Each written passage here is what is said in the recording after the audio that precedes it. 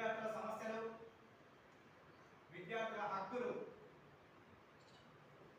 రాష్ట్ర ప్రభుత్వం, కేంద్ర ప్రభుత్వం మనకి ఇస్తున్నటువంటి హామీలు ఏంటి అనేటువంటి అంశాలను మీకు తెలియజేయడం కోసం మీ దగ్గరికి రావడం జరిగింది.